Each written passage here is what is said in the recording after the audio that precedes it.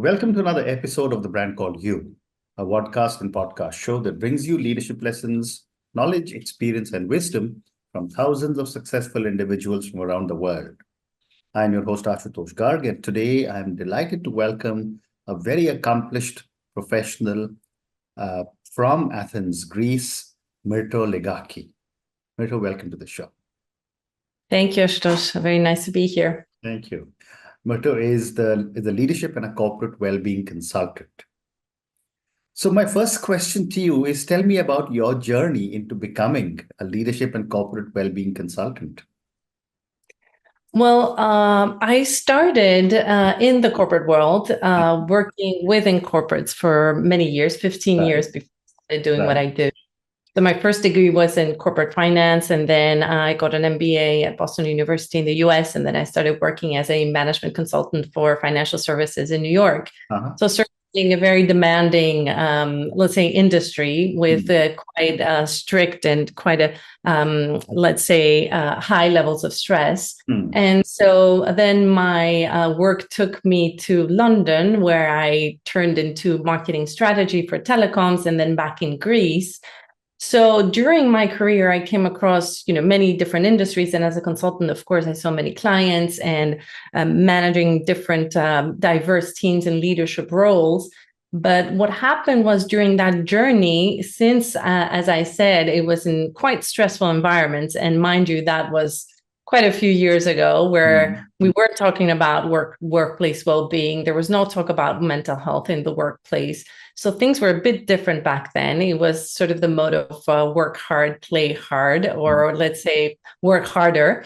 So at some point, that was 14 years ago, I faced burnout, because what happens is when we deal with chronic stress, and if it's not properly addressed, that kind of catches up with us. So I faced burnout. That was 14 years ago. And that's when I started realizing that I need to approach my life and my work and my responsibilities in a different way, with more balance and greater emphasis on well-being and mental health. And that's when I started trying to find ways to support myself.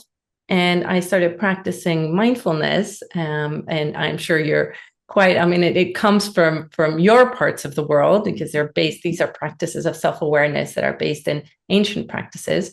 So this is what kind of helped me transform my life. And as I was transforming and finding the voice within me, and also learning how to support myself better, I realized that there were so many of these practices and things that I was learning that would be useful for my colleagues or the people that I was working with. And at some point, I sort of made the decision to leave the corporate world and train again in delivering and coaching self-awareness-based practices in the workplace, but also with individuals. And I trained again as a mindfulness practitioner at the University of Massachusetts Medical School and at Brown University School of Public Health. And through that, we've developed programs that are leadership programs and well-being programs that are based on self-awareness, that support leaders across the world to feel better, but also work better.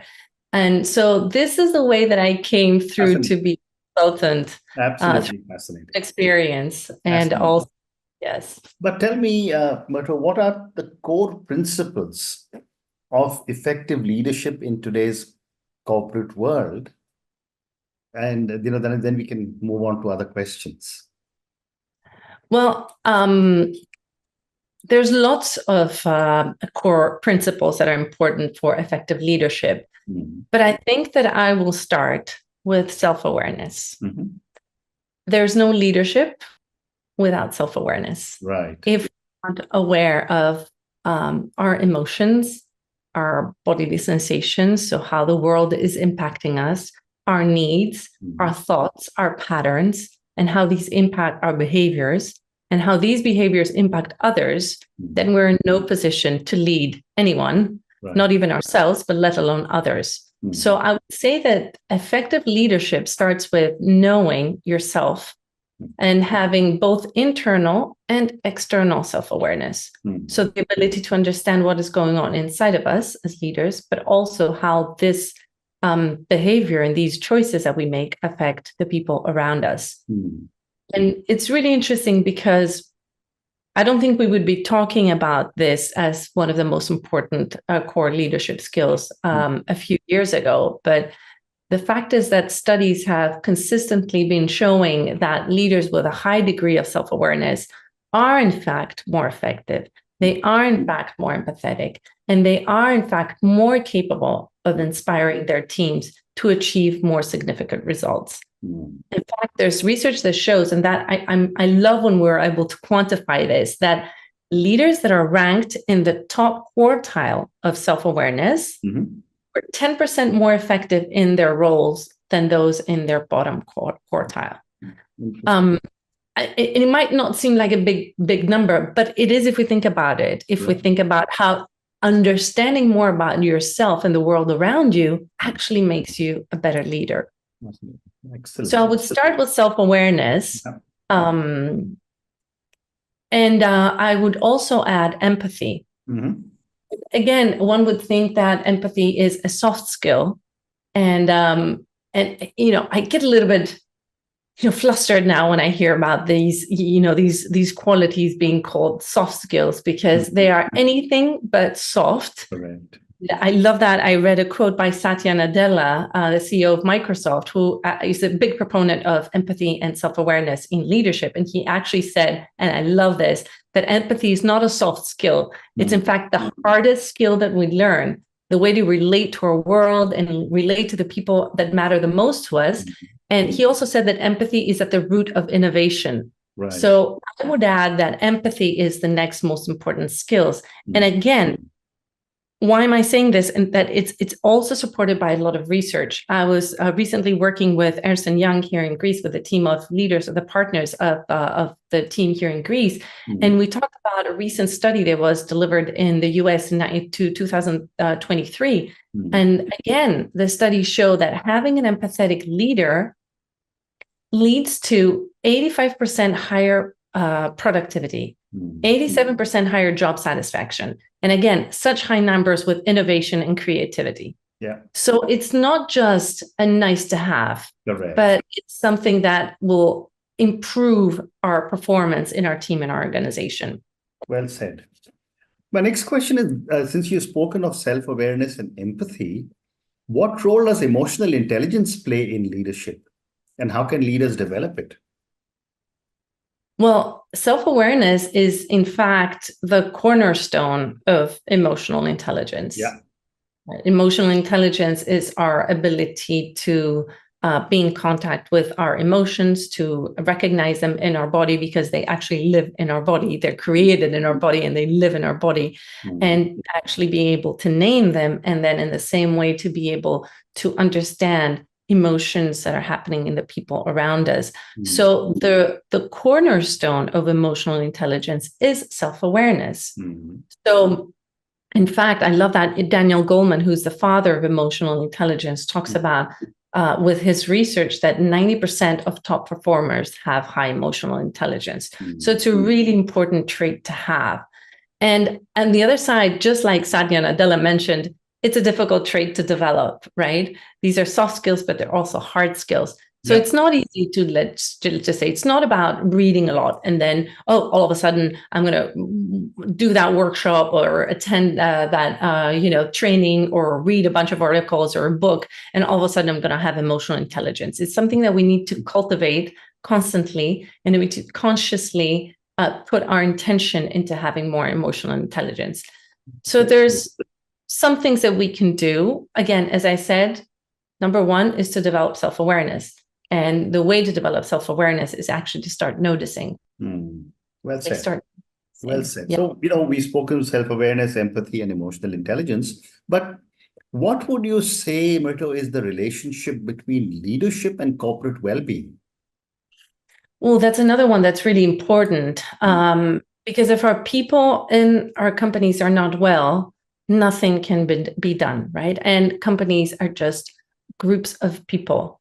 So well-being is really an integral part of performance in a company. And we know that, especially after the pandemic, burnout numbers have been on the rise. workplace stress is increasing. I was just reading a study by SHRM, and in the US, again, these are US numbers, 44% of workers are feeling burnt out. This is a huge number. Yeah. And the numbers are even higher with women leaders or women workers. So workplace well-being is really important. And we know that it's directly related to performance.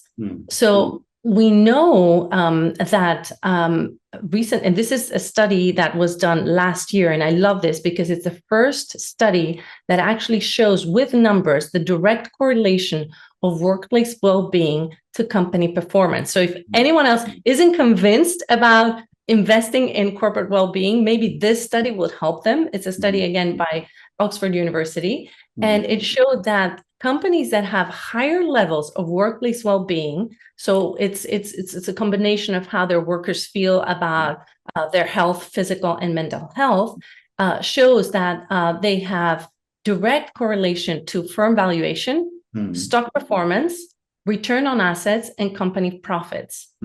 And on the one hand, research shows that a lot of leaders report that prioritizing employee well-being can give the organization a competitive advantage. But on the other hand, only a very small percentage, perhaps a third of leaders actually make it a priority. So while we know now with numbers and with research that corporate well-being is an important part, a strategic part of the way we approach our HR policies and our company culture, there's a little emphasis being put in actually investing in well-being and investing in mental health and wellness. But it's absolutely imperative. Great response. Thank you. Can you also then talk about the importance of mental health in the workplace? Because there's a lot of discussion all over the world on how important mental health is. And obviously after COVID, people have started understanding how critical mental health is. Exactly. COVID actually showed us that mental health or corporate well-being is not a nice to have. It's actually imperative to leading our companies. So the numbers also show there that instances of mental health issues are rising in the workplace. I mean, workplaces are just microcosms of the general society, and all over the world after the pandemic, the instances of psychological issues and mental health issues has increased. So that is depicted also in the workplace. We run some very effective psychological safety and mental health programs that are actually eye-opening for organizations, because what we see typically is that although these mental health issues are evident in workplaces, they're there. There's still stigma associated with mental health issues in the workplace. It's a taboo. We don't talk about them.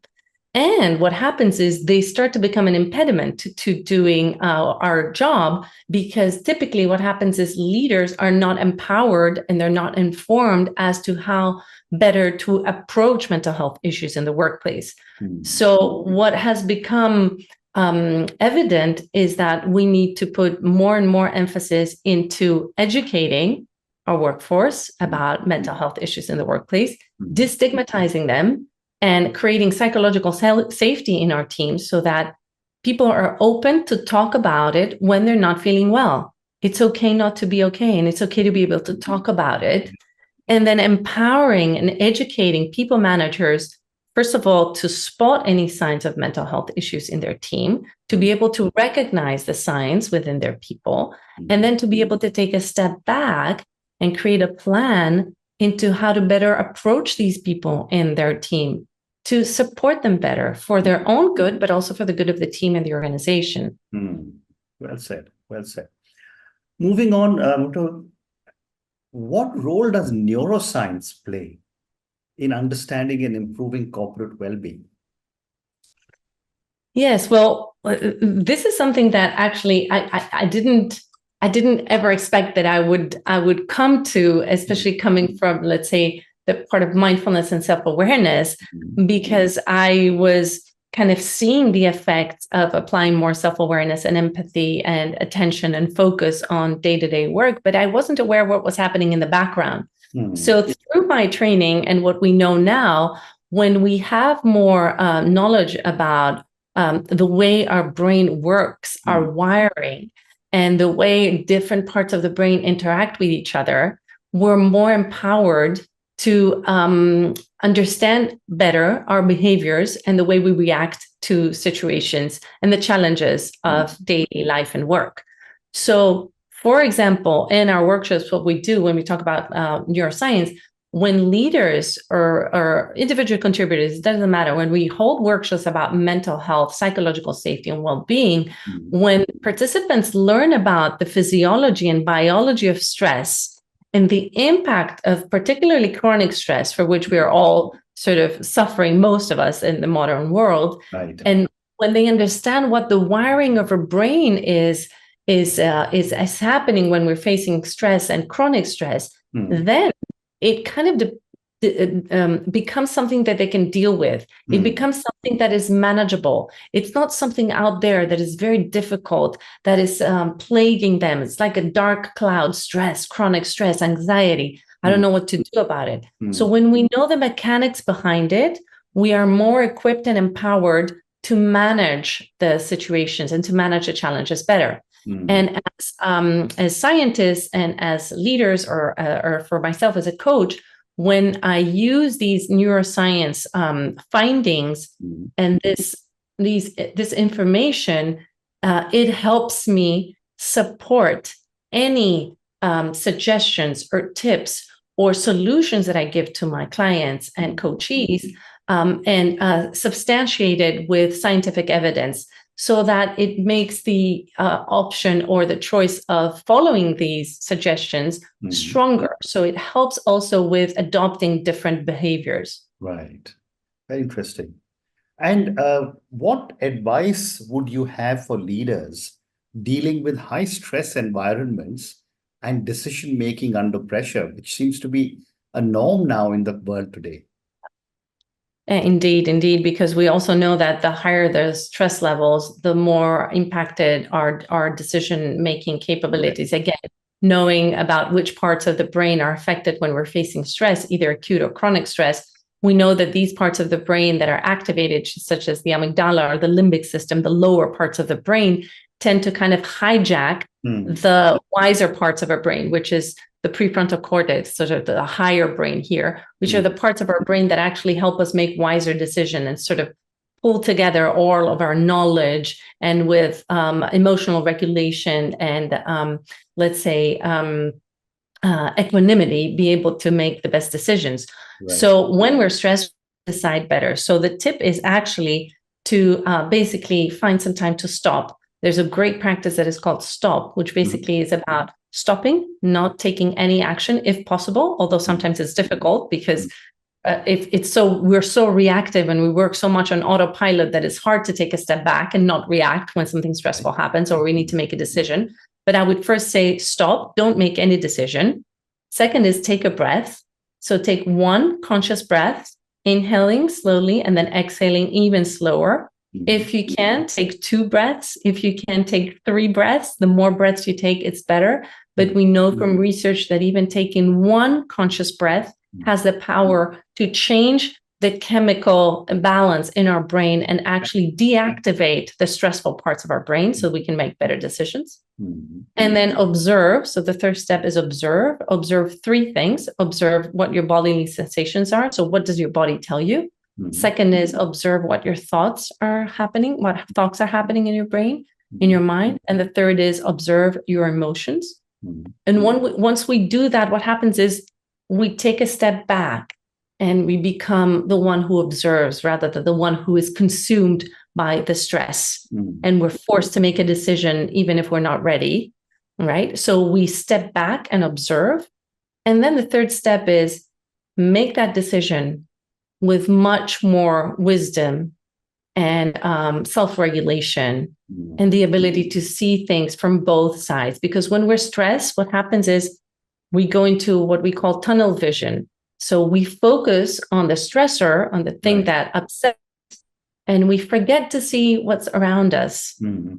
So with this practice, we can take a step back and have a more complete view of the situation. And that's where more solutions rise up to the surface. Mm-hmm. And we avoid making rash decisions based on our reactive part of the brain.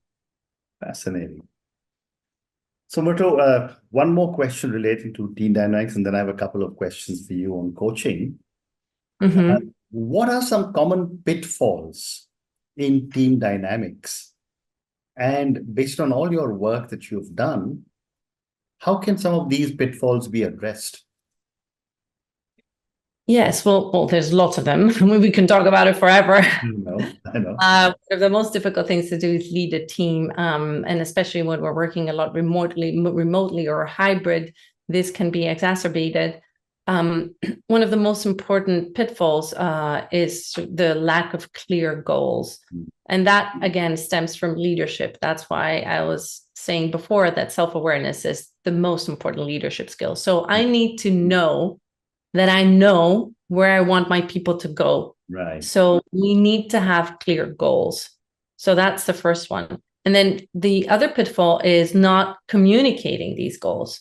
So I'm not going to say that it's about gatekeeping, but sometimes it's about, what I see a lot is about leaders that don't have enough time. So they share, I don't have enough time to explain to everyone what is the strategy or why priorities changed. Just need to get it done, So it's a combination of lack of understanding that communicating these clear goals is important to have these goals met, and also a combination of the fact that typically most of us are overworked and there's such changing priorities so fast that we don't have time to actually step back and communicate them better.